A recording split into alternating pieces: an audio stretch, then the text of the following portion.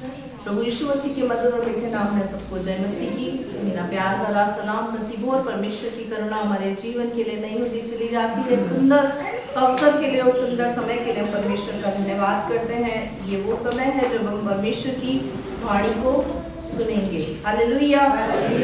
मेरे अजीजों, ये समय बहुत ही प्रेशियस और बहुत ही कीमती होता है। क्यों? क्योंकि ये वो समय होता है जब परमेश्वर अपने वचन के द्वारा हमसे बात करता है।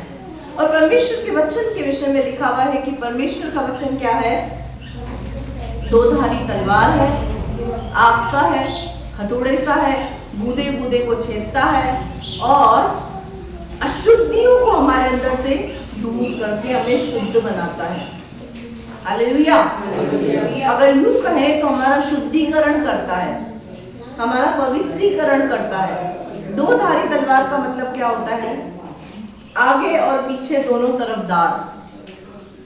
संसार में हम जो तलवार देखते हैं, जो हथियार की तरह से यूज होती है, वो कैसी होती है? वन साइडेड, एक तरफ, जिसका वार सामने से होता है। लेकिन परमेश्वर का वार दोनों तरफ से होता है। अब दोनों तरफ से कैसे? वो बोलने वाले, सुनने वाले दोनों को छेड़ता है। वो दोनों के जीवन में काम करता है। हालेलुया। इसीलिए ज्यादा से ज्यादा वचन बोले, क्योंकि जब बोलेंगे ना तो वो आपको भी छेदेगा और सामने वाले को भी छेदेगा। बोलने का मतलब नहीं यहाँ खड़े होके बोले अब हटो, आज के बाद हम वचन बोलेंगे, आपकी जरूरत नहीं है हमको। वचन बोलने का मतलब क्या है? जिसको हम प्रभु के पास लेकर आते हैं उनको वचन से गाइड करें। और वो कैसे होगा? जब हम वचन पढ़ेंगे, जब हम इसको खोलेंगे, जब हम इसके महत्व को समझेंगे और इसका आदर करेंगे। हालेलुया। आइए हम परमेश्वर के वचन में चलेंगे। हम निकालेंगे मत्ती रचित सुसमाचार उसका 5वां अध्याय, उसकी पहली आयत से हम यहाँ पर पढ़ेंगे। आज का जो हमारा टॉपिक है वो क्या है? यीशु मसीह के उपदेश। मत्ती रचित सुसमाचार 5वां अध्याय, पहली आयत, पेज नंबर 6। यीशु का पहाड़ी उपदेश। वह इस भीड़ को देखकर पहाड़ पर चढ़ गया और जब बैठ गया तो उसके चेले उसके पास आए और वह अपना मुंह खोलकर उन्हें यह उपदेश देने लगा। हालेलुया। क्या लिखा हुआ है? बस पहाड़ पर वो इस भीड़ को देखकर पहाड़ पर चढ़ गया और जब बैठ गया तो उसके चेले उसके पास आए और वो उनको मुंह खोलकर उपदेश देने लगा। हालेलुया। क्या उपदेश देने लगा? यीशु मसीह अक्सर जब भी भीड़ को देखता था और भीड़ को देखकर वो क्या करता था? पहाड़ पे चढ़ जाता था। उसका कारण क्या था? ताकि भीड़ यीशु मसीह को अच्छे से सुन सके, यीशु को देख सके। हालेलुया।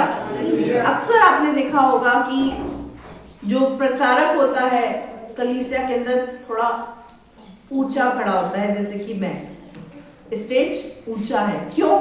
ताकि आप मुझे अच्छे से देख सके और मैं आपको अच्छे से देख सकूं, आप अच्छे से सुन सकें। इसी तरीके से यीशु मसीह जब भी उपदेश देता था वो कहाँ जाता था?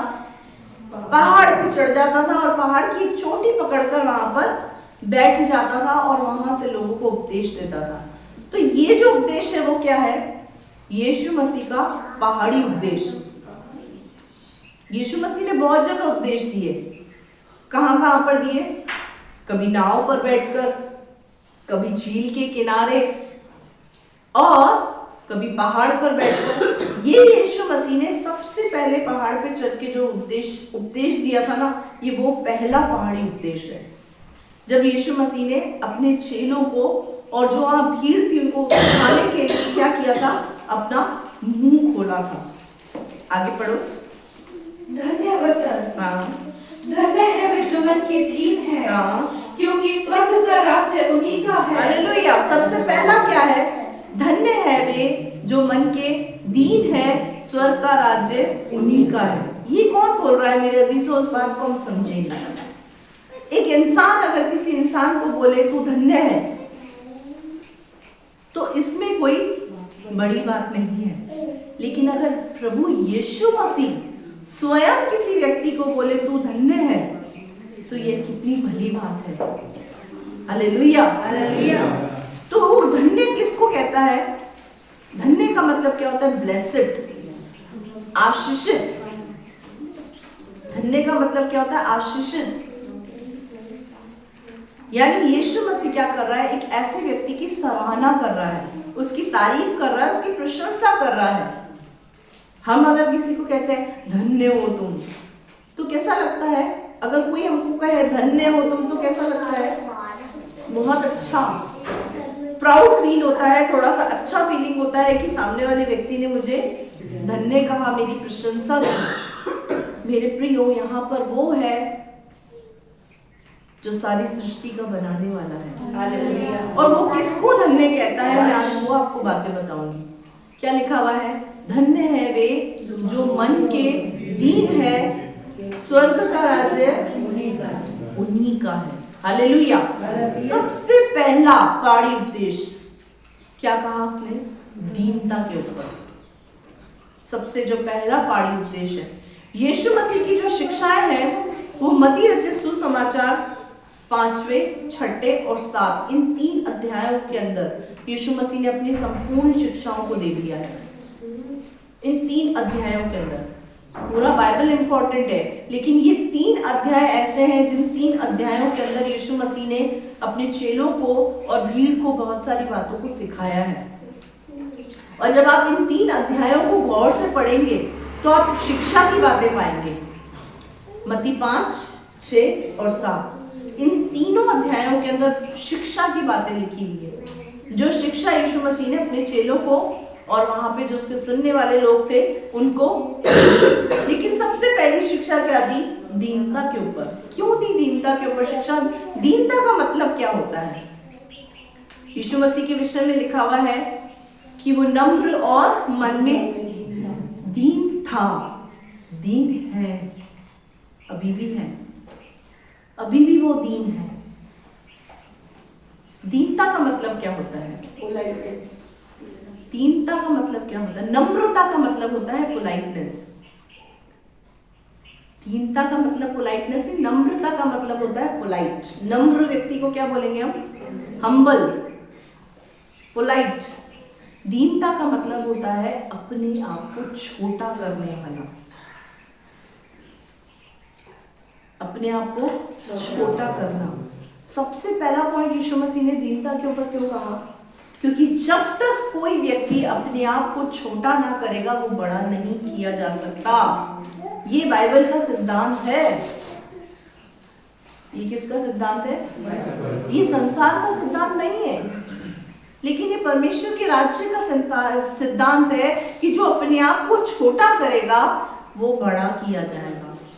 हालेलुया। बाइबल के सिद्धांत थोड़े अलग हैं, लेकिन उनमें जादू है, चमत्कार है। हालेलुया। बाइबल के सिद्धांत थोड़े डिफरेंट है, अलग है। जो अपने आप को छोटा करेगा वही बड़ा किया जाएगा। इसीलिए लिखा हुआ है कि जो धन्य है वे जो मन का दीन है, क्योंकि स्वर्ग का राज्य उन्हीं का, स्वर्ग का राज्य उन्हीं का है। एक वचन और पढ़ेंगे, मत्ती 18 का 1 से 5। मैं दीनता का आपको एग्जाम्पल दे रही हूँ।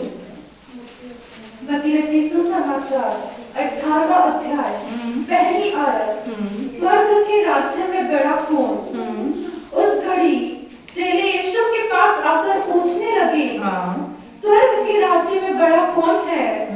इस पर उसने एक बालक को पास बुलाकर उनके बीच में खड़ा किया और कहा, मैं तुमसे सच कहता हूँ कि जब तक तुम न फिरो और बालकों के समान न बनो, तुम स्वर्ग के राज्य में प्रवेश नहीं करने पाओगे। हालेलुया। अब यहाँ पर चेलों ने यीशु मसीह से क्या पूछा? प्रभु, स्वर्ग के राज्य में हम में से बड़ा कौन होगा? हम तो 12 चेले हैं तेरे, हम में से बड़ा कौन होगा? मतलब कौन होगा जो सबसे ज्यादा तेरे करीब बैठेगा? कौन होगा जिसको ऊंचा सिंहासन मिलेगा? क्योंकि सबको ऊंचाई, नेम फेम सबको चाहिए, शानो शौकत सबको चाहिए, नाम सबको चाहिए कि मेरा नाम होना चाहिए। तो यहाँ पर चेलों ने भी ऐसे ही सवाल करा कि स्वर्ग के राज्य में सबसे बड़ा कौन होगा। यीशु मसीह ने क्या किया, एक छोटे से बच्चे को लाकर अपने सामने खड़ा कर दिया और क्या कहा, जो इस बालक को ग्रहण करेगा, यानी इस बालक के समान होगा, वही स्वर्ग के राज्य में सबसे बड़ा किया जाएगा। अब बालक के समान क्यों बोला, क्योंकि बच्चों का एक स्वभाव होता है। वो क्या स्वभाव होता है, वहीं लड़ते हैं, वहीं प्यार करते हैं, वहीं थप्पड़ मारते हैं, वहीं एक दूसरे को चूमना शुरू कर देते हैं। वो अपने अंदर किसी भी प्रकार की गांठ नहीं बांधते। बच्चे अपने अंदर किसी भी प्रकार की कड़वाहट नहीं रखते। बच्चे खरे होते हैं, खराई में होते हैं। आप किसी बच्चे को बोलोगे, एक छोटा बच्चा था, पापा उसका घर पे ही था, बॉस का फोन आया तो उसके पापा ने बोला, बेटा फोन उठा के बोल दे पापा घर पे नहीं है। तो उस बच्चे ने क्या किया, फोन उठाया, बोला पापा बोल रहे हैं पापा घर पे नहीं है। इसका मतलब वो इनोसेंट है। एक बच्चा क्या होता है, इनोसेंट होता है, मासूम होता है, उसके अंदर मासूमियत होती है। उसको झूठ बोलना हम सिखाते हैं, लेकिन उसको नहीं आता झूठ बोलना। उसने क्या किया, जो कुछ था खुल्ला बोले, पापा बोल रहे हैं पापा घर पे नहीं है। पापा की तो वाट लग गई। लेकिन मेरे अजीजों, इसीलिए यीशु मसीह ने कहा कि जो बालकों के समान नहीं होगा वो स्वर्ग के राज्य में प्रवेश नहीं कर पाएगा। एक विश्वासी के अंदर एक बच्चे का स्वभाव होना चाहिए। अगर कुछ हुआ, उस बात को वही ठीक करके अपने रिश्तों को ठीक कर ले, तुरंत प्रभाव से। पल में लड़ते हैं बच्चे, पल में वैसे के वैसे हो जाते हैं। लड़ते हुए आते हैं, इसने मेरे को मारा, इसने मेरे को कूटा, इसने मेरे को पीटा, ऐसे करके मैं से बात नहीं करूंगा, मैं से बात नहीं करूंगी। इसका बहुत अच्छा एक एग्जाम्पल आपको बताती हूँ। क्रिसमस का प्रोग्राम था, दानी और अयांश ने डांस किया था। डांस के चलते चलते, प्रैक्टिस करते करते पता नहीं क्या हुआ इनके बीच में, दानी रूठ गई। दानी ने बोला मैं डांस नहीं करूंगी, मैं डांस नहीं करूंगी। दानी की मम्मी मेरे पास आई, बोली डांस नहीं करेगी, मना करी। अयांश ने मेरे पास आके बोला, मम्मा ये बोल रही है मैं डांस नहीं करूंगी। मैंने दानी को प्यार से पुचकारा, वापस से प्रैक्टिस करना शुरू कर दी उसने। मेरे प्रियो, ये होता है बच्चों का स्वभाव, और इसी स्वभाव को एक विश्वासी को धारण करना है। क्यों लिखा हुआ है बाइबल में कि तुम्हारा क्रोध सूर्यास्त होने तक खत्म हो जाए? वो बच्चों का स्वभाव है। 8-8 दिन, 10-10 दिन, महीनों अगर हम किसी झगड़े को रखते हैं, इसका मतलब हमारे अंदर बालकों का स्वभाव नहीं है, बच्चों का स्वभाव नहीं है। दीनता का मतलब होता है झुकना। तू नहीं झुका, क्या हुआ, मैं झुक जाऊंगी। तू नहीं झुकी, कोई बात नहीं, मैं झुक जाऊंगा। आज 90% घर जो टूटे हुए हैं उसका कारण क्या है पता है? झुकाव नहीं है। मैं क्यों झुकूं? मैं क्यों झुकूं? मैं बड़ा हूं। मेरे प्रियो, जिसने संसार इस ब्रह्मांड को बनाया ना, वो झुककर आपके सामने आ गया, झुक गया। वो क्रूस पर उसका झुकाव आपने अपनी आंखों से देखा है। जब तक आप अपने अंदर झुकाव नहीं रखेंगे, आप जिंदगी की हर चीजें हारते चले जाएंगे। अगर जिंदगी में जीतना है तो झुकना सीखें। मैं बड़ा हूं तो आप यहां भी बड़े रहेंगे और वहां छोटे हो जाएंगे। सिर्फ आपका बड़प्पन यहीं तक रह जाएगा, लेकिन जैसे ही स्वर्ग में जाएंगे ना, आपको छोटा कर दिया जाएगा, आपका पद बहुत पीछे कर दिया जाएगा। यीशु मसीह के करीब बैठना है ना, तो उसके जैसा बनना पड़ेगा। उसके पास वही बैठेगा जो उसके जैसा होगा। और वो कैसा था? मन में दीन, नम्र। मैं क्यों झुकूं? मैं क्यों माफ करूं? कितनी बार माफ करूं? Stop this nonsense things. इन सारी बातों को छोड़ो। कितनी बार माफ करूं? तो ये बाइबल में लिखा हुआ है 7 के 70 गुने तक। गुना कैसे होगा? कितना हुआ? नहीं, 7 का 70 गुना मतलब 7 इंटू 7 इंटू 7 इंटू 70 टाइम्स। अब खोलो कैलकुलेटर और निकालो उसका हिसाब। 7 का 70 गुना मतलब 7 इंटू 7 इंटू 7 70 टाइम्स 7 इंटू, इतनी बार माफ करना है।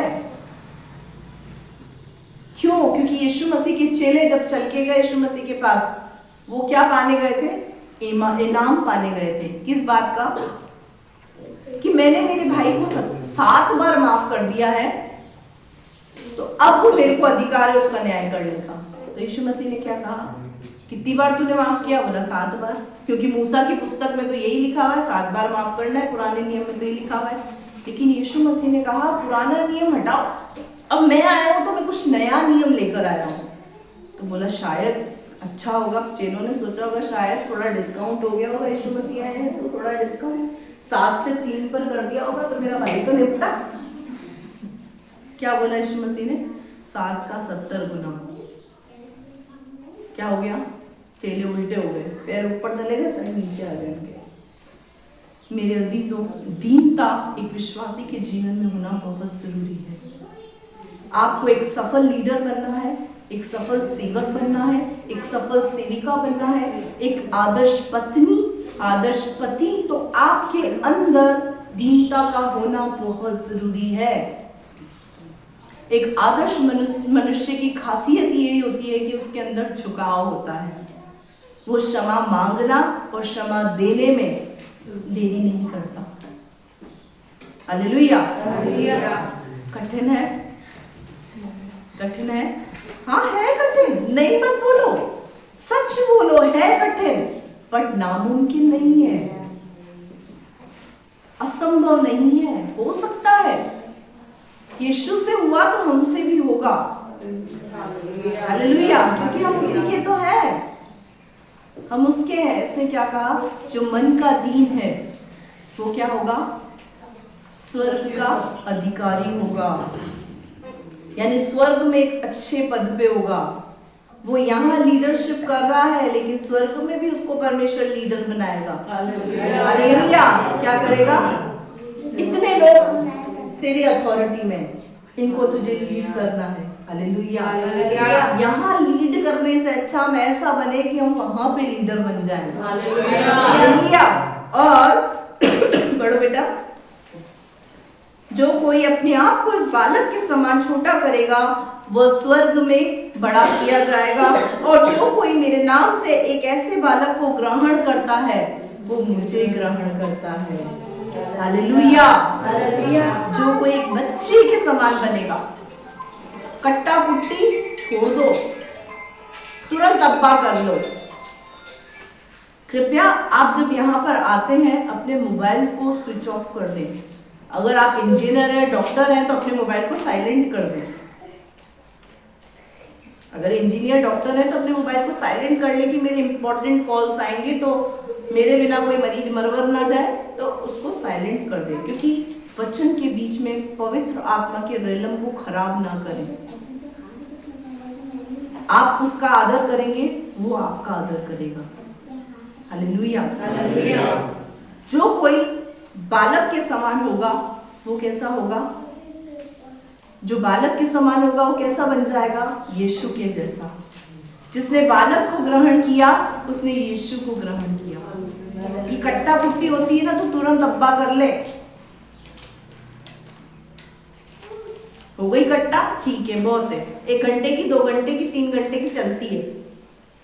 लेकिन इन्हें 4-4, 5-5, 6-6, 10-10 दिन, महीनों, सालों, ये कट्टा कुट्टी आपको भारी पड़ जाएगी। ये कट्टा कुट्टी की वजह से तो घर टूटे पड़े, ये कट्टा कुट्टी की वजह से रिश्ते बर्बाद हैं। स्टॉप दिस कट्टा कुट्टी और अब्बा करें। सामने वाले ने कट्टा करा तो बोला अब्बा अब्बा, चल अब्बा, मान जा, मान, छोड़ ना, अपन तो प्रभु के हैं। Be like a good example for others. लोगों के लिए एक अच्छा एग्जाम्पल बने, एक अच्छा उदाहरण बने। यीशु मसीह क्या बना हमारे लिए? आदर्श, उदाहरण। हमको किसके लिए बनना है? संसार के लिए। हमको संसार के लिए आदर्श बनना है, तब जाकर हम स्वर्ग के राज्य के अधिकारी बन पाएंगे। हालेलुया। दीनता का एक और इनाम बताऊं? पढ़ो दूसरा इतिहास 7:14।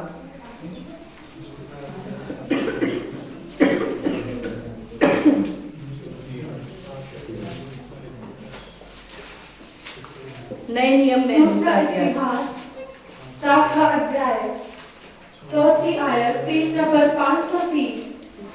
तब यदि मेरी प्रजा के लोग जो मेरे कहलाते हैं दीन होकर प्रार्थना करें और मेरे दर्शन की खोजी होकर अपनी बुरी चाल से फिरें, तो मैं स्वर्ग में से सुनकर उनका पाप क्षमा करूंगा और उनके देश को ज्यों का त्यों कर दूंगा। हालेलुया।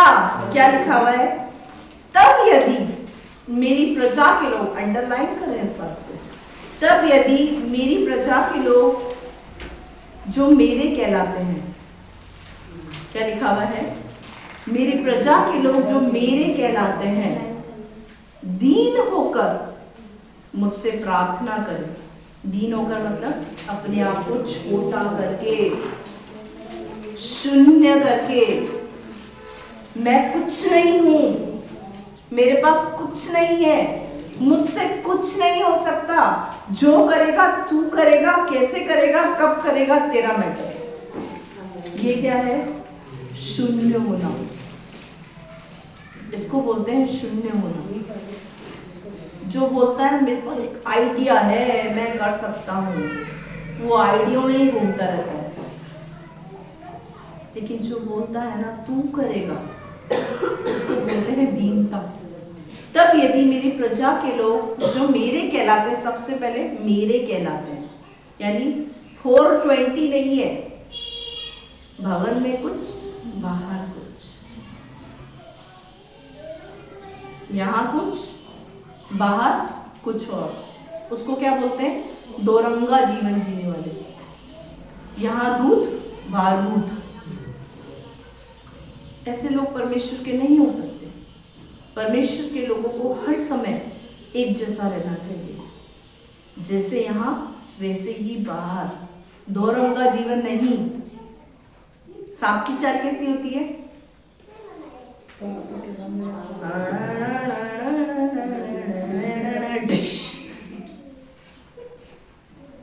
जब बिल में से बाहर होता है तो क्या करता है? वाली चाल होती है, लेकिन जैसे ही बिल में जाता है सीधा घुसता है, ठश। तो हम मंडे टू सैटरडे, संडे ढश भवन में। ऐसा नहीं।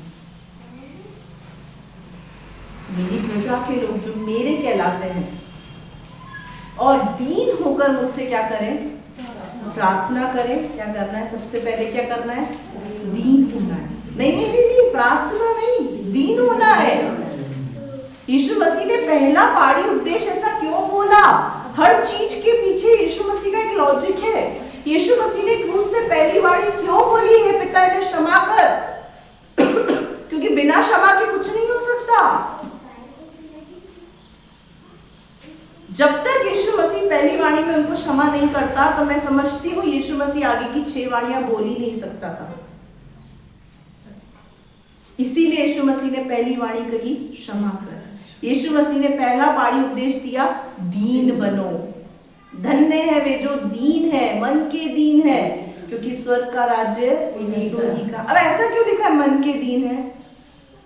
क्योंकि संसार में ऐसे बहरूपिये भी घूम रहे हैं जो मन के तो हैं बड़े चालाक, चतुर, खतरनाक, और ऊपर से दीन। अच्छा जी, कैसे हो? हाँ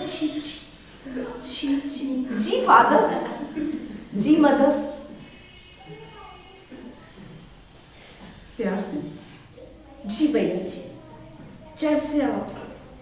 ये क्या है? Duplicate, double role. तभी तो लिखा समझो मन के दीन। यीशु मसीह जो लिखता था ना, क्लियर लिखता था। अगर यीशु मसीह बोलता ना दीन बनो, तो सब ये हाँ जी वाले बन जाते। यीशु मसीह ने क्या कहा? मन के दीन। तुम्हारी दीनता अंदर से होनी चाहिए, अंदर से। ये हाँ जी, हूँ जी, नो जी। आदर करना है ना, यहाँ से करो, यहाँ से। क्योंकि जो यहाँ से आदर करता है ना, वो वहां से आशीष पाता है। लेकिन जो यहाँ से आदर करता है ना, वो संसार की आशीषों में ही भटकता रहता है। इसीलिए क्या लिखा है? मन के दीन बनो।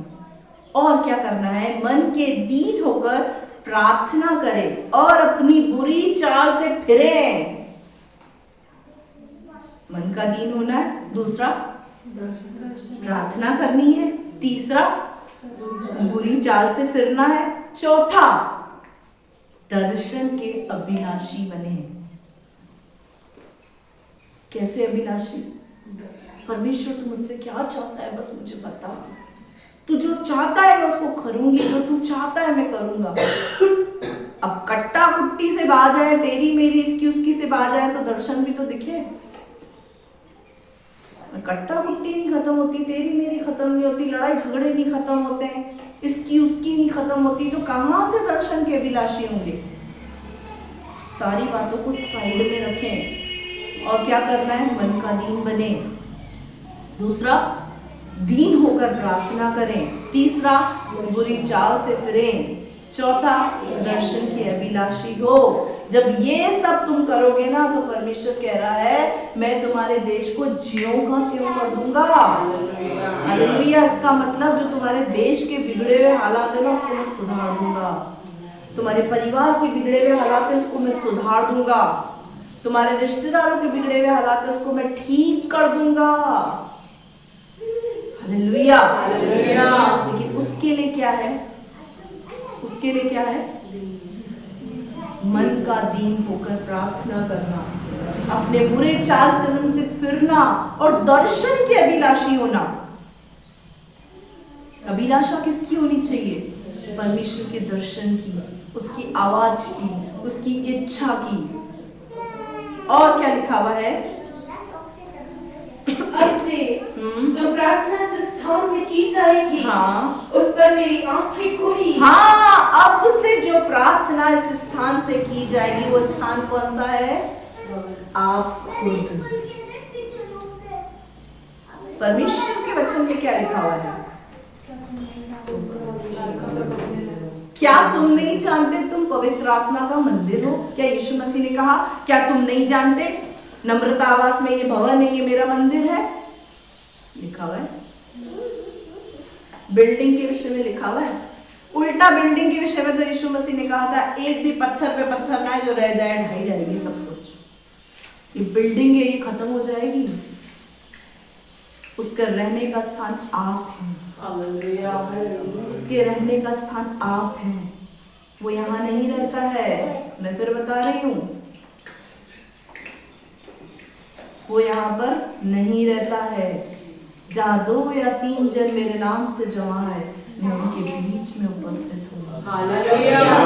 अब वो 2 और 3 जन छत पे बैठे हो, जंगल में बैठे हो, टापरी लगा के बैठे हो, कहीं पे भी बैठे हो, वो उतर आएगा। वो ये नहीं बोलेगा टापरी में मैं नहीं आऊंगा। वो कैसा है पता है? मन का दीन। जहां बुलाओगे वहां आ जाएगा। हालेलुया। बंद बाथरूम के अंदर भी आप उसकी आराधना करोगे ना, 2 जने बैठकर, तो वहां भी आ जाएगा। वो इतना दीन है। क्या लिखा हुआ है? जब ये सब कुछ करोगे, ऊपर 4 पॉइंट क्या बताया मैंने? मन का दीन होकर प्रार्थना करना, बुरी चाल से फिरना और दर्शन की अभिलाषी होना, तब मैं उनके देश को ज्यों का त्यों कर दूंगा। अब से जो प्रार्थना इस स्थान से यानी इस शरीर से की जाएगी, ऐसा करने के बाद, वो 4 पॉइंट करने के बाद जब आप प्रार्थना करोगे, तो उस प्रार्थना की और क्या लिखा हुआ है? मेरी आंखें खुली और मेरे कान लगे रहेंगे। हालेलुया। मेरी आंखें खुली और मेरे कान लगे रहेंगे। किस बात के लिए? देखो तो सही, कुछ प्रार्थना तो नहीं कर रहा है, क्या मांग रहा है, मैं सुनूं तो सही। परमेश्वर क्या होगा पता है? परमेश्वर आपकी प्रार्थनाओं के प्रति अलर्ट रहेगा। इधर देखिए, इधर वो अपना काम कर रहा है, आप अपना काम करो। क्या करेगा परमेश्वर? आपकी प्रार्थनाओं की ओर अलर्ट रहेगा। उसके कान, उसकी आंखें आपकी प्रार्थना के लिए खुली रहेगी। उसके बाद आप जो भी प्रार्थना करेंगे वो कबूल करेगा। हालेलुया। हो ही नहीं सकता आपकी बात को वो गिरने दे। गिर क्यों जाती है पता है? अंदर से गड़बड़ झाला होता है। इसलिए क्या होता है? प्रार्थनाएं सुनी नहीं जाती है, हमारी बात गिर जाती है, हमारी बात ठहरी नहीं रह पाती है। और क्या लिखा हुआ है? आपसे जो प्रार्थना जिस स्थान से की जाएगी उस प्रार्थना की ओर मेरी आंखें खुलने, मेरे कान लगे रहेंगे, क्योंकि अब मैंने इस भवन को अपनाया है। अब मैंने इस भवन को अपनाया है। बोलो, अब परमेश्वर ने मुझे अपनाया है। भवन क्या है? मैं हूँ। अपना नाम लेकर बोलो, परमेश्वर ने मनी को अपनाया है। आप मनी मत बोलना, मेरा नाम मनी है। आपका जो नाम है आप अपना नाम लीजिए। मैं अपना नाम लेके बोल रही हूँ, आप अपना नाम लेके बोलो, परमेश्वर ने अब मुझे अपनाया। नाम लो, हाथ रखो, दिखाओ परमेश्वर को कि अपनाया। नाम लो, अपना नाम क्या है आपका? What is your name? अपना नाम लो। हाँ, परमेश्वर ने इस भवन को अपनाया है और पवित्र किया है। और पवित्र किया है। आगे बोलते जाओ कि मेरा नाम सदा के लिए उसमें बना रहे। मेरा नाम सदा के लिए उसमें बना रहे। और मेरी आंखें और मेरा मन, मेरी आंखें और मेरा मन, व्हाट अ वंडरफुल थिंग। मेरी आंखें और मेरा मन दोनों नित्य यही लगे रहे। यही लगे रहे।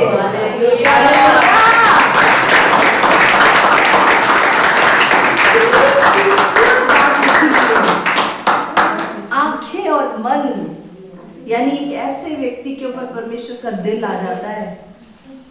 हालेलुया। किसी इंसान पर दिल आ जाए, किसी इंसान का इंसान पर दिल आ जाए तो वो आम बात है, इस संसार में चलता है। दिल देना, दिल लेना, कलेजे, फेफड़े सब ये चलते हैं, यहाँ सब चलता है। लेकिन अगर परमेश्वर का दिल किसी व्यक्ति के ऊपर आ जाए तो आप सोचो उसकी तो वल्ले वल्ले हो जाएगी। अगर परमेश्वर का मन, आंखें, कान किसी व्यक्ति के ऊपर आ जाए तो उस व्यक्ति की बढ़ोतरी, उसकी सफलता से उसको कोई नहीं रोक सकता। हालेलुया। होना चाहिए ऐसा व्यक्ति जो अपने आप को मन से दीन करेगा, और दीन करने के बाद जब प्रार्थना करेगा, अपनी बुरी चाल से फिरेगा, दर्शन का अभिलाषी होगा, तो उसका देश ज्यों का त्यों हो जाएगा। हालेलुया। इसलिए गड़बड़ झाले को खत्म करें। वापस हम आएंगे पहाड़ी उपदेश पर। पहला है, धन्य है वे जो मन के दीन है, क्योंकि स्वर्ग का राज्य ऐसो ही का है। पढ़ो बेटा आगे।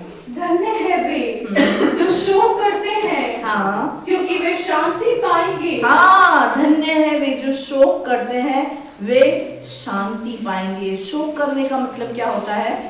अब ब्लेसेड कौन कौन है? सबसे पहला यीशु मसीह की डिक्शनरी में कौन है? जो दीन है, जो अपने आप को छोटा करता है, जो अपने आप को शून्य करता है, वो बड़ा किया जाएगा। हालेलुया। सबसे पहला वो। अब दूसरा, जो शोक करते हैं। शोक का मतलब बैठ जाओ यहाँ पे है करना, वो शोक नहीं, वो शोक नहीं है, उसको कहते हैं विलाप। शोक और विलाप में अंतर होता है। शोक जो होता है वो अंदर से होता है, और विलाप जो होता है ना वो है करके होता है। यीशु मसीह के टाइम में जब किसी के घर में मृत्यु हो जाती थी तो वहां पर विलाप करने वाले लोगों को बुलाया जाता था। क्यों बुलाते थे पता है? क्यों बुलाते थे?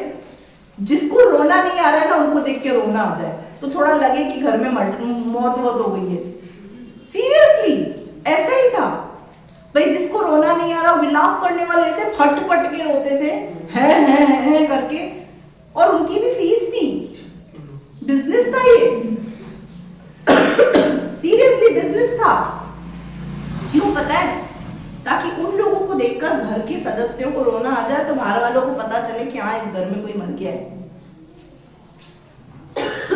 विलाप करना नहीं, शोक करना। शोक कहाँ से होता है? अंदर से, यानी दूसरे के दुख पर दुखी होने वाला व्यक्ति यीशु की दृष्टि में वो ब्लेस्ड है। दूसरों के दुख पर दुखी होना। संसार में इतने लोग नाश हो रहे हैं, आपको दुख होता है?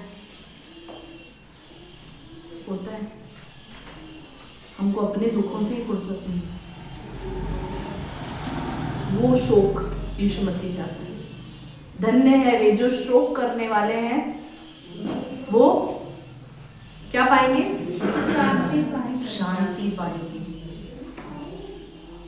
कई बार आपने देखा है प्रभु की उपस्थिति में रोने के बाद आपको एक शांति सी महसूस होती है। उसका कारण क्या है? जब हम प्रभु की उपस्थिति में बैठकर शोक करते हैं ना, तो प्रभु हमको शांति से भरता है। हालेलुया। शोक जरूरी नहीं है मृत्यु का हो। शोक किसी भी प्रकार के दुख का हो सकता है। हमारे दुख का हो सकता है, पारिवारिक दुख का हो सकता है, रिश्तेदारों का हो सकता है, समाज का हो सकता है, संसार का हो सकता है, बच्चों का हो सकता है, किसी भी प्रकार का शोक हो सकता है। तो यहाँ क्या लिखा है? धन्य है वे जो शोक करने वाले हैं, वो शांति पाएंगे। अगर कोई व्यक्ति दुखी है, हमें क्या? ऐसा व्यक्ति धन्य नहीं है प्रभु की दृष्टि में। कलीसिया का एक व्यक्ति परेशान है, आपकी जिम्मेदारी है कि उसके दुख में आपको दुखी होना, उसके लिए प्रार्थना करना,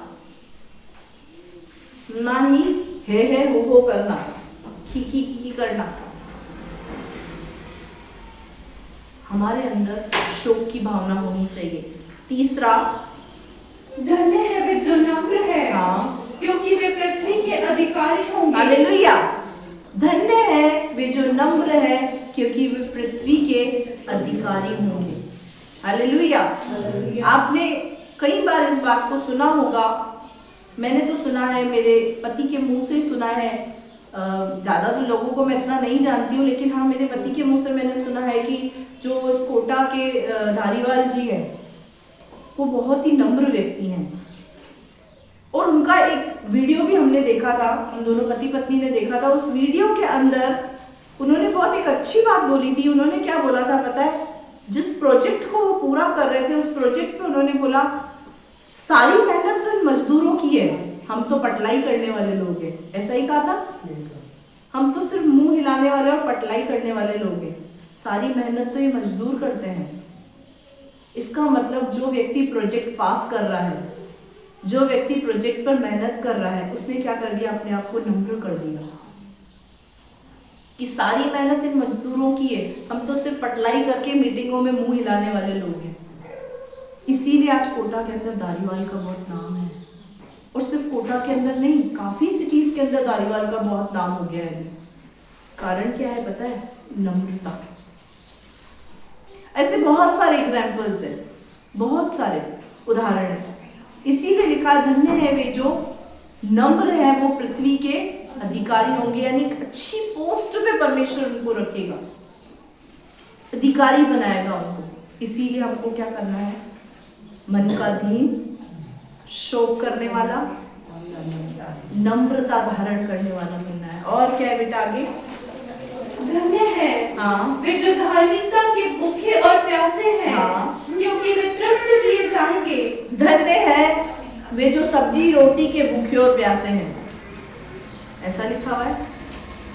धन्य है वे जो पिज्जा बर्गर के भूखे और प्यासे हैं। ऐसा लिखा हुआ है। धन्य है वे जो धार्मिकता के भूखे और प्यासे हैं। धार्मिकता क्या है? क्या है धार्मिकता? धार्मिकता है परमेश्वर का वचन, उसके नियम, उसकी आज्ञाएं, उसका भूखा और प्यासा होना। कैसे? कैसे? ये आज्ञा मेरे जीवन से पूरी नहीं हो रही, मुझे इसको पूरा करना है, तभी मेरी भूख मिटेगी। ये होती है धार्मिकता की भूख और प्यास। मैं झूठ नहीं छोड़ पा रहा, मुझे झूठ छोड़ना ही है। मैं गुटखा नहीं छोड़ पा रहा, मुझे छोड़ना ही है।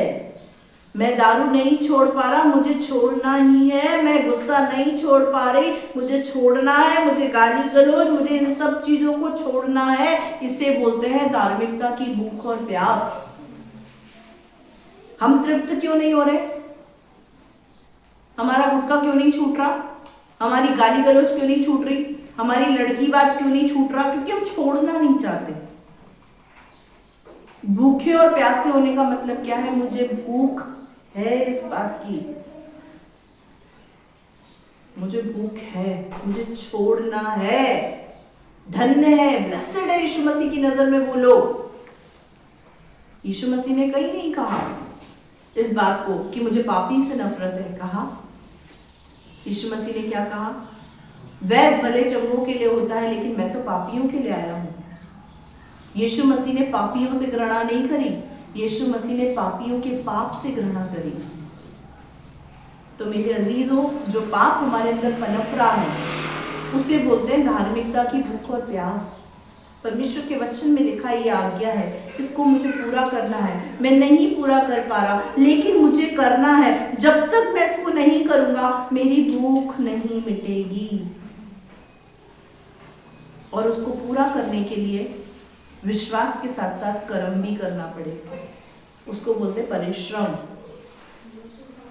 छोड़ने का परिश्रम, प्रार्थना का परिश्रम। उस विषय को लेकर उपवास में बैठ जाए। मेरी इस आदत नहीं छूट रही, मैं इस आदत को अपने जीवन से दूर करने के लिए उपवास प्रार्थना करूंगा, अपने लिए उपवास रखूंगा ताकि ये पाप मेरे जीवन से दूर हो जाए। वो यीशु मसीह की दृष्टि में मैसेज है जो धार्मिकता के भूखे और प्यासे हैं। धार्मिकता की भूख और प्यास वो नहीं है जो संडे को आप वचन सुनने आते हैं, वो भूख प्यास नहीं है। धार्मिकता की भूख प्यास है, इसका मतलब मुझे अपना जीवन वचन के अनुसार बनाना है। काफी लोग इधर ऐसे बैठे होंगे जिनको वचन की कोई भूख प्यास नहीं है। मैं स्पष्ट बोलती हूँ, काफी यहाँ पर ऐसे बैठे हैं जिनको वचन की कोई भूख प्यास नहीं, फिर भी तृप्त हो रहा है। तो ये उस भूख प्यास के विषय में लिखा ही नहीं है।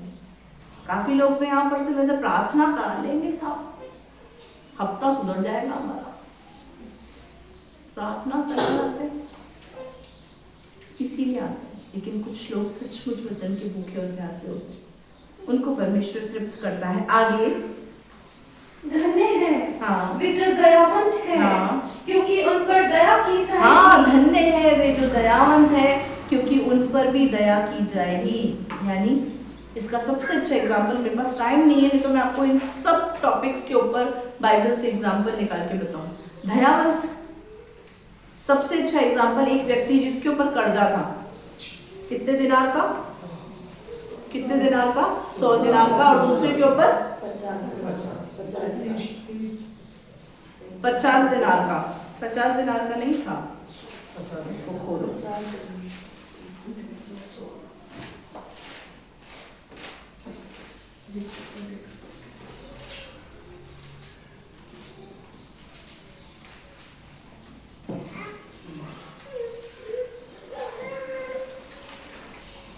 दस 10,000।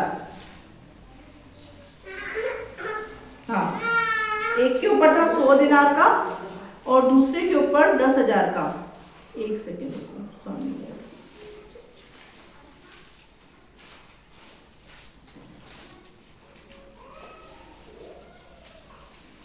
हाँ, एक के ऊपर था 10,000 और एक के ऊपर था 100 दिनार। अब दिनार बढ़े या हजार बढ़े? 100 दिनार, दिनार बढ़े हजार बढ़े। तो 1000 जिसके ऊपर 10,000 का कर्जा था वो तो माफ हो गया। स्वामी ने क्या करा? उसको माफ कर दिया, बोला चल ठीक है चुका देना तू आराम से। लेकिन जिसको क्षमा मिली थी, जिस व्यक्ति को क्षमा मिली थी, उसका एक और कर्जदार था जिससे वो कर्जा मांगता था। कितने का? 100 दिनार का। क्षमा कितना हुआ उसका? 10,000। आगे जैसे ही निकला, आजाद होकर क्षमा पाकर निकला, दया पाकर निकला, तो क्या हुआ? 100 दिनार वाले को उसने पकड़ लिया। कैसे? गिरेबान से पकड़ लिया और उसको और उसके घर वालों को सबको बंदीगृह में डाल दिया। तो क्या हुआ, जो ये सब चीजें जो देख रहा था ना, उस व्यक्ति ने जाकर उसके स्वामी को बोला, तूने उसका 10,000 दिनार, तूने उसका 10,000 माफ कर दिया, 10,000 तोड़े तूने उसके माफ कर दिए, और वो सामने वाले का 100 दिनार माफ नहीं कर पाया। तो क्या हुआ, उस व्यक्ति को पकड़कर उसको और उसके परिवार समेत जेल खाने में डाल दिया। क्या बोला, तुझे क्षमा किया था, तुझ पर दया की थी, तो तुझे भी उस पर दया करनी चाहिए थी, नहीं करनी चाहिए थी।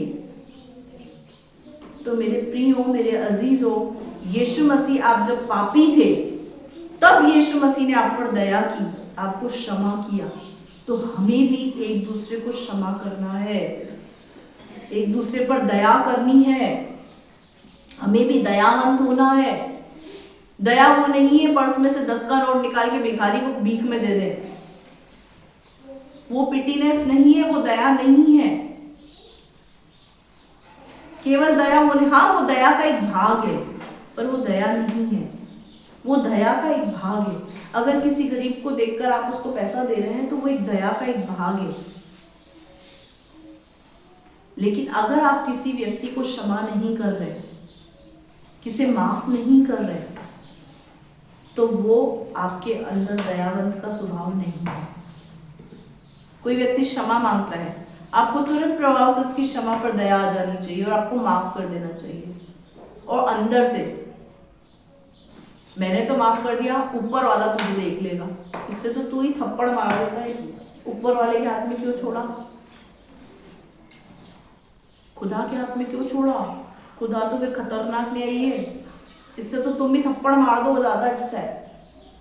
ऊपर वाला तुझे देख लेगा, ऊपर वाला उसको देख रहा है तो तेरे को भी देखेगा। मेरे प्रियो, क्यों परमेश्वर के वचन में लिखा है श्राप न देना, क्योंकि तुम आशीष के वारिस हो तो आशीष के लिए बुलाएंगे। क्योंकि जब तुम किसी व्यक्ति को श्राप देते हो तो श्राप का कुछ अंश लौटकर तुम्हारे पास भी आता है। इस बात का ध्यान देना, आप जो चीज कर रहे हैं ना, उसका कुछ अंश निकलकर आपके पास भी आएगा। यानी उस श्राप की वजह से आपको भी कहीं ना कहीं परेशान होना पड़ेगा। इस बात को आप समझें। इसीलिए लिखा हुआ धन्य है जो दयावंत है, उन पर भी दया की जाएगी। अगर आप दया करने वाले हैं तो आप पर भी दया होगी, अगर आप क्षमा करने वाले हैं तो आपको भी क्षमा किया जाएगा। हालेलुया, आगे बढ़ो। धन्य है वे जिनके मन शुद्ध है, हाँ, क्योंकि वे परमेश्वर को देखेंगे। हाँ, धन्य है जिनके मन शुद्ध है, वो परमेश्वर को देखेंगे। हम 2 बार 3 बार 4 बार 50 बार कितनी भी डुबकियां मार लें, कहीं कहीं जाके डुबकी मारते किस लिए, शुद्धिकरण के लिए। मन में पड़ा है घोर पाप और डुबकियां मार रहे, कोई मतलब नहीं है, कोई मतलब नहीं। आप सिर्फ अपना तन धो रहे हैं, और परमेश्वर को आपके तन से मतलब नहीं है, परमेश्वर को आपके मन से मतलब है। इसीलिए लिखा हुआ है धन्य है जिनके मन शुद्ध है। चाहे कितना ही रगड़ रगड़ के ना लो, पूरा साल पाप किया, एक डुबकी मार ली, काम खत्म। अब आगे को अथॉरिटी मिल गई पूरा साल और पाप करने की, फिर अगले साल आएंगे, फिर डुबकी मार लेंगे, फिर वापस शुद्ध हो जाएंगे। तभी बपतिस्मा जो होता है ना, वो एक ही बार होता है, बार बार नहीं होता। पूरे जीवन में एक ही बार बपतिस्मा होता है, बार बार कोई डुबकी नहीं लगती। अब उसके बाद क्या करना है, सिर्फ पापों की क्षमा मांगनी है। गुनाह हो गया, गलती हो गई, माफी मांगे खुदा से, आगे बढ़ जाए, उस गुनाह में पड़े ना रहे। यहाँ क्या लिखा हुआ है, जिनके मन शुद्ध है वो परमेश्वर को देखेंगे। परमेश्वर को क्या करेंगे, देखेंगे। आप परमेश्वर को देखना चाहते हैं ना, कैसे देख पाएंगे, जब हम मन के दीन होंगे, नम्र होंगे, दयावंत होंगे, शोक करने वाले होंगे, बुरी चाल से फिरने वाले होंगे, दीन मन के साथ प्रार्थना करने वाले होंगे, परमेश्वर के दर्शन और उसके अभिलाषी होंगे, तब हम परमेश्वर को देख पाएंगे। हालेलुया। अपने मन का शुद्धिकरण करें, तन से ज्यादा मन का शुद्धिकरण जरूरी है। Hallelujah, hallelujah. आगे पढ़ो। धन्य है वे जो मेल कराने वाले हैं, कहलाएंगे। हालेलुया। धन्य है जो मेल कराने वाले हैं। अब मेल कराने वाले कौन? जो मैरिज ब्यूरो खोल के बैठे हैं, वो नहीं। इस लड़की को उस लड़के से मिला दिया, वो धन्य है नहीं। मेल कराने वाले कौन है? जो मनुष्य का परमेश्वर के साथ मिलाप कराते हैं। इस संसार में जो लोग हैं वो कौन है? बोलो भटके हुए। उन भटके हुए लोगों को परमेश्वर से, सच्चे ईश्वर से, यीशु मसीह से मिलन कराने वाले लोग परमेश्वर के पुत्र और पुत्री कहलाएंगे। हालेलुया। सत्य का राह दिखाने वाले लोग पुत्र और पुत्री कहलाएंगे। सत्य का रास्ता दिखाने वाले लोग परमेश्वर की संतान कहलाएंगे। वो है मेल मिलाप। दो व्यक्ति झगड़ रहे थे, मैंने उनको मिला लिया, अब तो मैं परमेश्वर की संतान। भैया तूने उन दोनों को मिला लिया, और तू जो झगड़ रहा है उसका क्या? उसका क्या? कई बार हम लोगों को झगड़ा करने से रोकते हैं और खुद ही झगड़ालू नंबर 1 है। तो हम संतान कैसे हुए? मेल वो नहीं है। मेल मनुष्य का परमेश्वर के साथ है। इसीलिए मन का शुद्ध होना बहुत जरूरी है। कपड़ा बदलो या ना बदलो, लेकिन मन बदलना चाहिए। वेश बदला तो क्या हुआ? वेश बदला तो क्या हुआ? मन का बदलना चाहिए। और मन का बदलने के लिए वेश बदला तो क्या हुआ? मन का बदलना चाहिए। एक बातें नहीं, सब कुछ बदलना चाहिए। और सब कुछ बदलने के लिए मेरे यीशु से मिलना चाहिए। हालेलुया।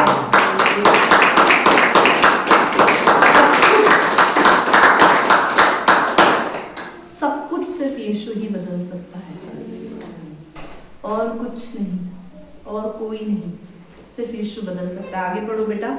मेल कराने वाले हैं वो परमेश्वर की संतान कहलाएंगे। आगे, धन्य है वे जो धार्मिकता के कारण सताए जाते हैं, क्योंकि स्वर्ग का राज्य उन्हीं का है। हालेलुया। अब सब बोल रहे तो मेरे लिए, मेरे लिए। धन्य है वे जो धार्मिकता के कारण सताए जाते हैं। सिर्फ प्रभु के कारण जो सताए जाते हैं, वचन पर चलने के कारण सताए जाते हैं, वचन को पूरा करने की वजह से सताए जाते हैं, वो कौन होंगे? वो स्वर्ग का राज्य उन्हीं का है। हालेलुया। आपको अगर सताव परमेश्वर का वचन पूरा करने की वजह से आ रहा है, आज्ञा पूरा करने की वजह से आ रहा है, तो आप स्वर्ग का राज्य परमेश्वर आपको देगा। हालेलुया। सताव किस चीज का है? किस चीज का है? मैं खुलकर नहीं बोल सकती, लेकिन आपको पता है सताव किन किन बातों का है, विरोध किन किन बातों का है। हम परमेश्वर के वचन को पूरा करते हैं, लोग हमें बुरा कहते हैं। क्यों? क्योंकि हमको बोलते हैं आप ऐसे हो, आप वैसे हो, आप ये नहीं करते, आप वो नहीं करते, आपने धर्म परिवर्तन कर लिया, आप कसाई हैं, आप ईसाई हैं, आप भूसाई हैं, आप पताई हैं। बस ऐसी बातें करते हैं लोग, करते हैं ना। क्यों? क्योंकि आप हम उनके जैसे नहीं है ना, इसीलिए वो ऐसी बातें करते हैं। तो अगर आपको धार्मिकता की वजह से, वचन की वजह से, आज्ञा पालन की वजह से अगर आपको दुख उठाना पड़ रहा है, तो आनंदित और मगन हो जाए। स्वर्ग का राज्य आपका इंतजार कर रहा है। हालेलुया। उस दुख में दुखी और शोकित ना हो। आगे ये भी लिखा हुआ है, पढ़ो। धन्य हो तुम जब मनुष्य मेरे कारण तुम्हारी निंदा करे और सताए और झूठ बोलकर तुम्हारे विरोध में सब प्रकार की बुरी बात कहे। यही तो हो रहा है। यहाँ आने से पैसा मिलता है, बदनाम कर दिया है लोगों को। क्या कर रहा है? झूठ बोल बोल कर सारी बदनाम करके रख दिया। पैसा हम नहीं देते, हम तो लेते हैं। इतनी बड़ी बड़ी दान पेटियां बना रखी है हमने तो। हम देते वेते नहीं है, हम लेते हैं। संत कभी पैसा देता है क्या? संत को तो देना पड़ता है। हम कौन है? हम संत हैं। हम कौन है? संत हैं। कल हमारे घर पे हिजड़े आए थे, काय के लिए? मकान की बधाई देते। मेरे पति ने बोला मैं संत हूँ, मैं लेता हूँ, देता वेता नहीं, चली जाए यहाँ से। चुपचाप चली गई। क्या बोल रहे, झूठ बोल। 2 लाख रुपए दिए, 5 लाख रुपए दिए, इसको ये दिया है धर्म परिवर्तन करने के लिए, ये दिया है। हम तो कुछ नहीं दिया, हम तो उल्टा लेते हैं।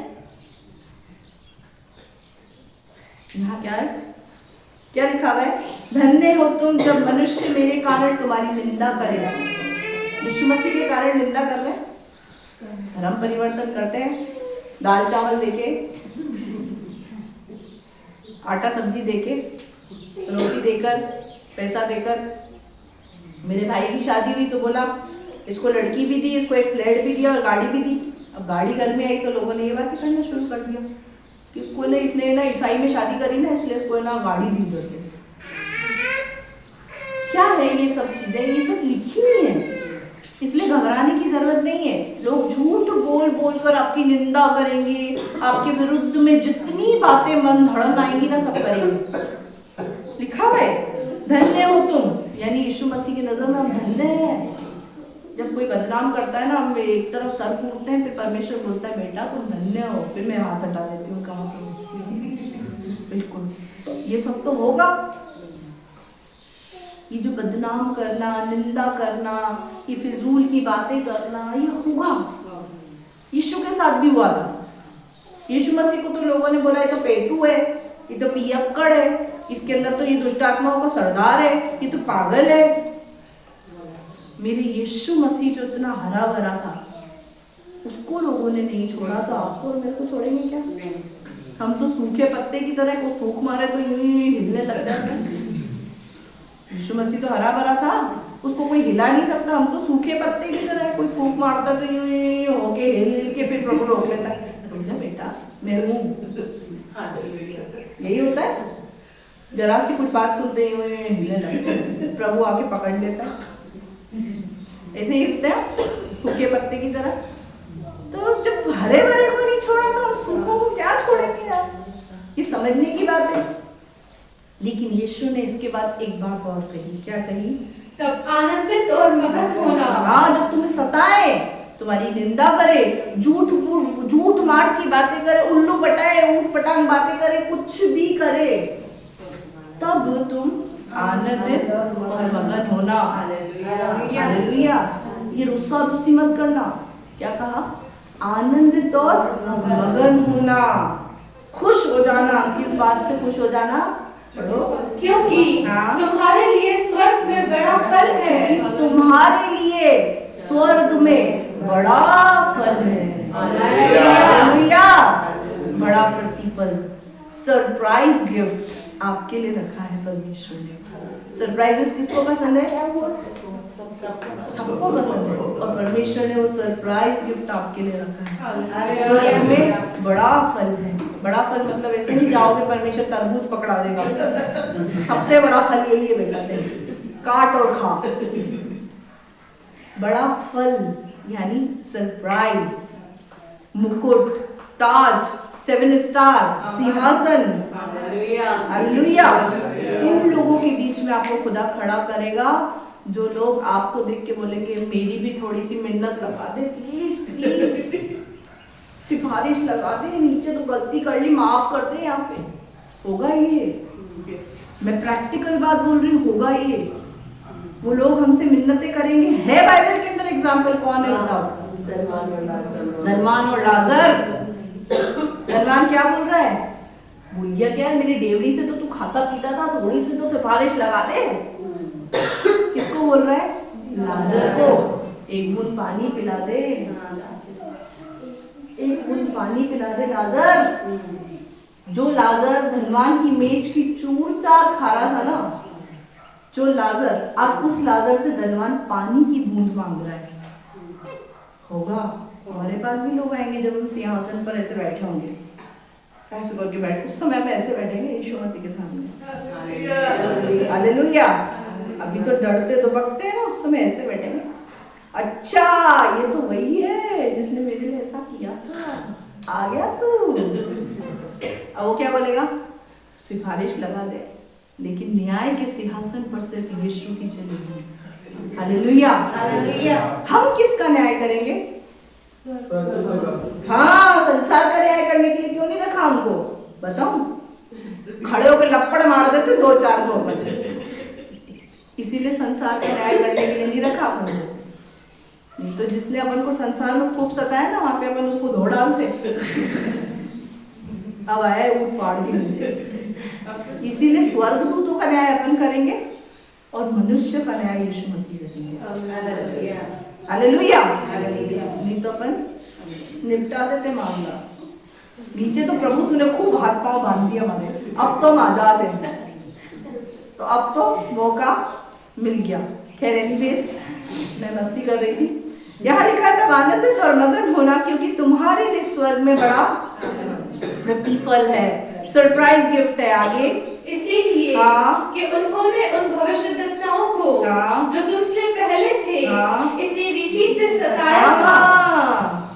हमारे डैडी अब्राहम, मूसा डैडी, कितने सारे हमारे डैडी बेचारे परेशान होके गए, उनको भी सताया था। हमसे पहले जो भविष्यद्वक्ता आए थे, लोगों ने उनको भी सताया। एलिया और मूसा बहुत सताव के साथ गए थे, लेकिन जब यीशु मसीह पहाड़ पर प्रार्थना कर रहा था, उस समय कौन मिलने आया था यीशु मसीह से? एलिया और मूसा। सफेद वस्त्र पहनकर, चमकदार वस्त्र पहनकर यीशु मसीह से मिलने आए थे। हालेलुया। सताव उनके साथ भी था, हमारे साथ नया नहीं है। उनके साथ तो बहुत भयानक था। शेरों की मान में डाल देना, फाड़ देना, उनको जलाना। अभी तो कुछ भी नहीं है, हम बातों से ही घबरा जाते हैं, इसीलिए घबराना नहीं है। आनंदित और मगन हो, क्योंकि स्वर्ग में हमारे लिए बहुत बड़ा प्रतिफल है। सरप्राइज गिफ्ट हमारे लिए रखा हुआ है स्वर्ग के अंदर, क्योंकि स्वर्ग का राज्य हमारा है। हालेलुया। इन 5 जो बातों को आज हमने, जो इन उपदेशों को जो हमने मत्ती 5 से सीखा है, मैं विश्वास करती हूँ बहुत अच्छे से आपको ये बातें समझ में आई। इन बातों को अमल करें, इनके अनुसार अपना जीवन जिए, डरे घबराए नहीं, अपने आप को मन में दीन करे, नम्र करे, मन के शुद्ध हो, दयावंत हो, और जो सताव आ रहा है उस सताव से आनंदित और मगन होना। हालेलुया। क्योंकि स्वर्ग में हमारे लिए बड़ा प्रतिफल है। हालेलुया। उस सरप्राइज गिफ्ट की आशा लगाए रहे। हालेलुया। तो आज से कट्टा कुट्टी बंद। तू कट्टा तो बोला मैं अब्बा, झगड़ा खत्म। आज से सब बातों को साइड में रखकर अपने आप को क्या करना है? यीशु के समान छोटा करना है, दीन बनना है, झुकना है। हालेलुया। क्योंकि जो यहाँ झुकेगा वो वहाँ उठेगा। हालेलुया। जो यहाँ छोटा किया जाएगा वो वहाँ बड़ा किया जाएगा। परमेश्वर वचन के द्वारा आपको आशीष।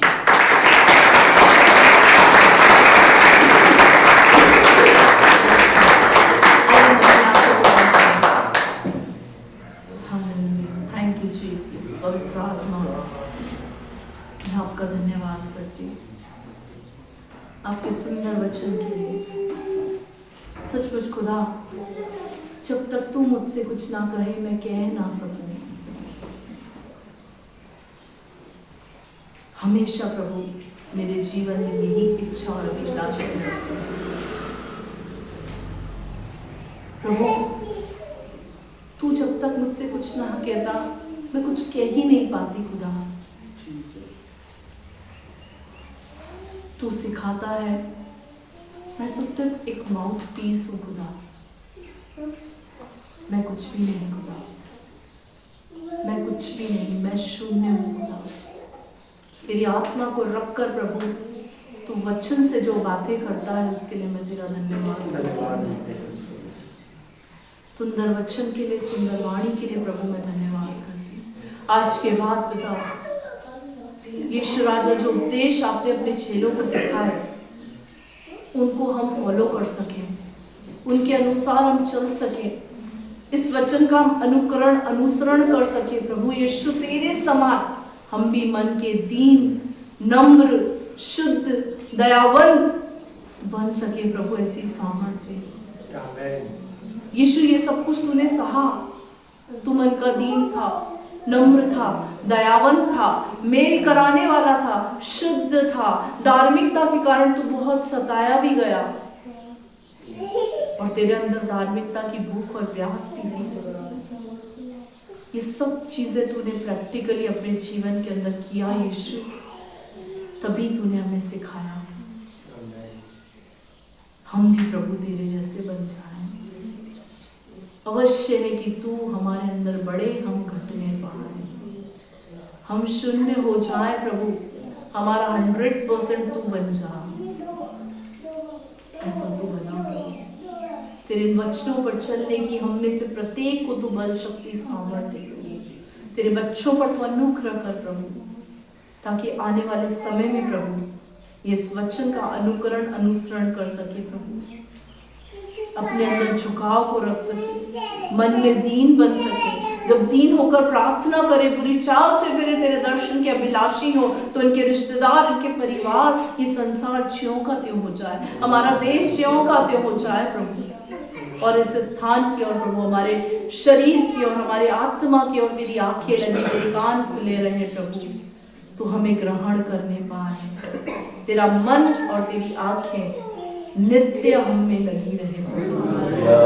ऐसी सामर्थ तू दे खुदा, ऐसी कुव्वत तू दे खुदा, ऐसा बल शक्ति ताकत तू दे प्रभु, कि हम तुझे भाए खुदा, हम तुझे पसंद आए खुदा। मैं तुझसे ऐसी प्रार्थना करती, धन्यवाद करते प्रभु, आपने दुआ को सुना।